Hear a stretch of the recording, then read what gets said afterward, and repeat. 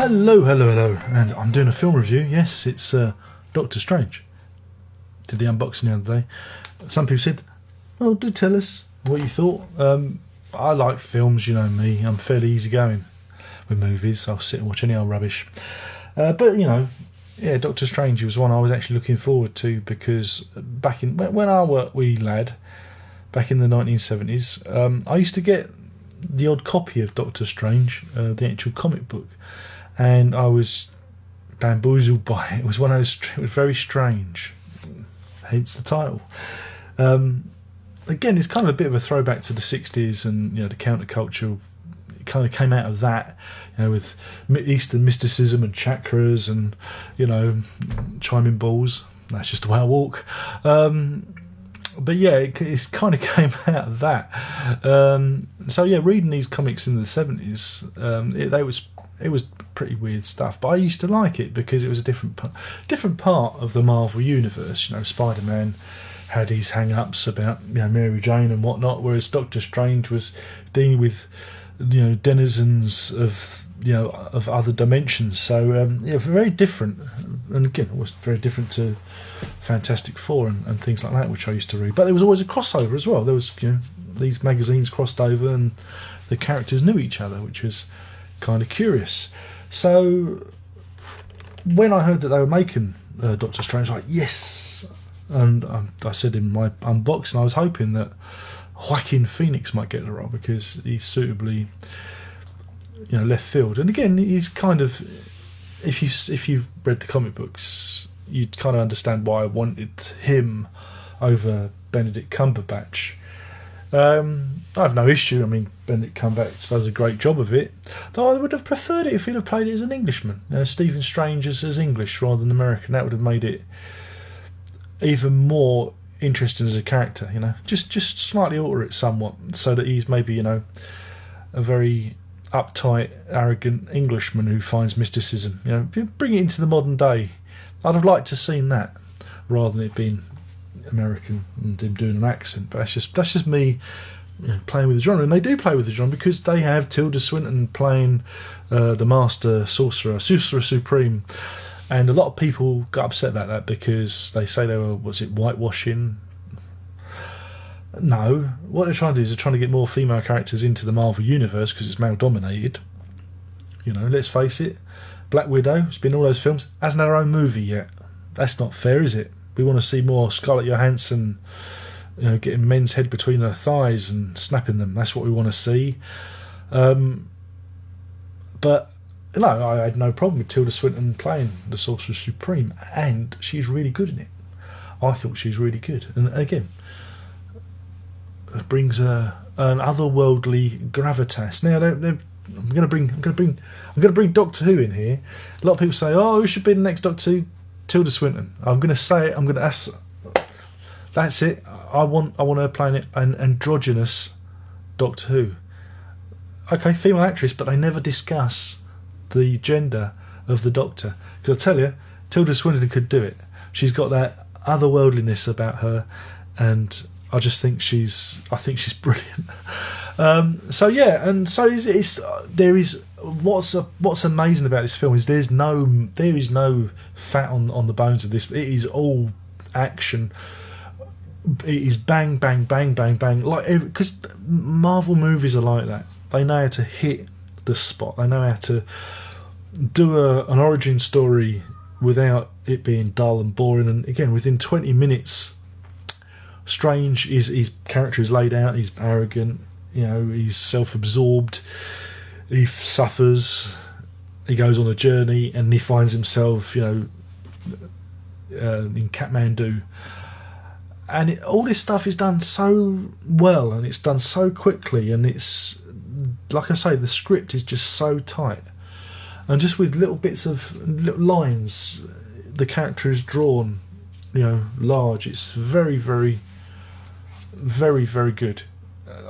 Again, it's up there with, like, I mean, again, I like the ones that are a bit more left field. I like this and Ant-Man and Guardians of the Galaxy. They're the ones that I'm, you know, don't get me wrong, I like Iron Man and all those, but these ones are the more interesting ones because making characters like Strange and Ant-Man work on the big screen That's very tough, and it's good that they've taken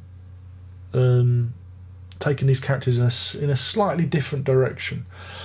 The visual effects at the opening, even from the opening, and everything's bending and I know people have talked about Inception, but they do it better than Inception, and I like the idea of them being able to like bend the fabric of our dimension. And yeah, I mean, you know, it is what it is.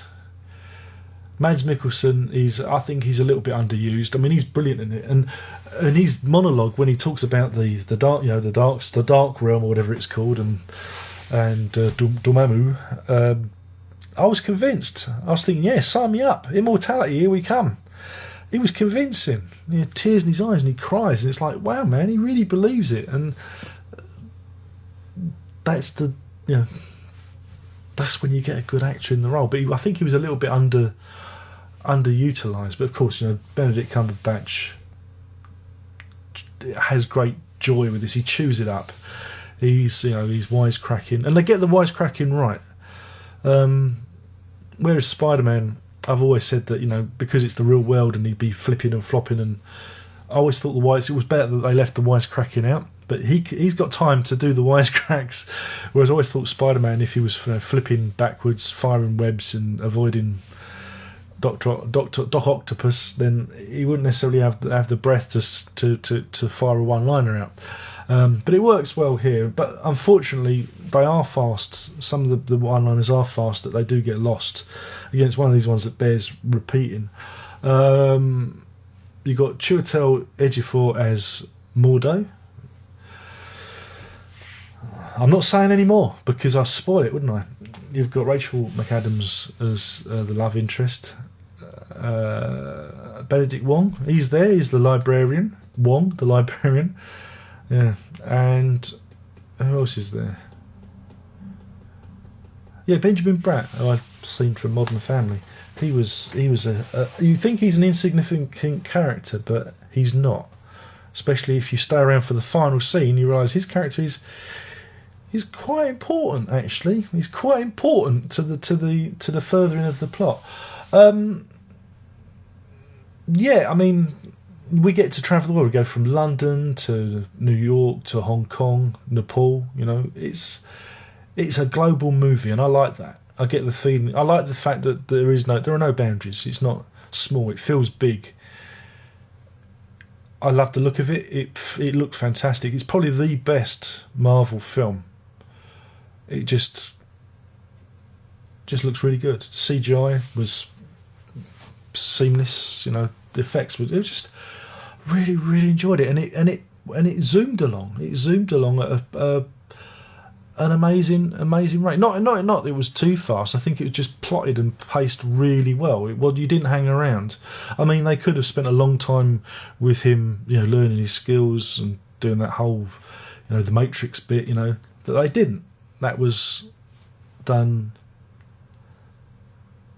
and you do learn to have sympathy for him. You know, this is the thing. You know, he's a pretty unsympathetic character, but by the end of it, you know, you are on his side, and that's hard because even in the comic books, the character was not. He was a bit like Tony Stark in that respect. He was a bit hard to love sometimes. I mean, Tony Stark was, if you read those ones, you can know he can be a bit of a tough guy. So yeah, I thought it was good, and I liked the cape. The cape made me go, "Woo, the cape!" The silly things. There were bits that I really liked. You know, the Eye of Agamotto. Look, it's the Eye of Agamotto. I say to the missus, and she stares at me blankly.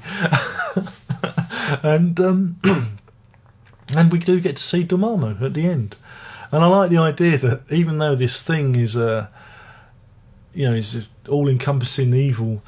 You can wear him down with attrition, basically bore him to death.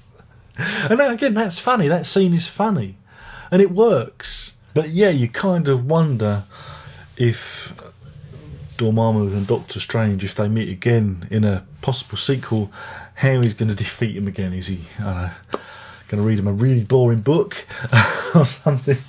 Tell him the same anecdote over and over again. You know, just bore him stupid. But it was funny. I enjoyed it. But overall, I, as you can guess, I really enjoyed the movie, and I think it's one of those ones that I think may bear repeated viewings, because there was, like I said, there was a lot of dialogue that I might have missed. Lots of snappy one-liners, and I like the way that in the credits they weave in Doctor Strange into the Avengers. There's a cameo. Not going to, again, no spoilers.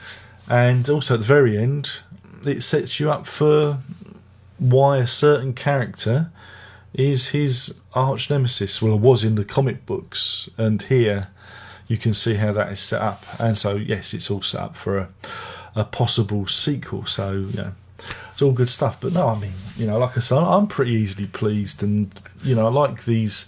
I tend to like these left of centre Marvel films more, like I said, like Guardians of the Galaxy and Ant-Man, and this one, I think are pretty cool.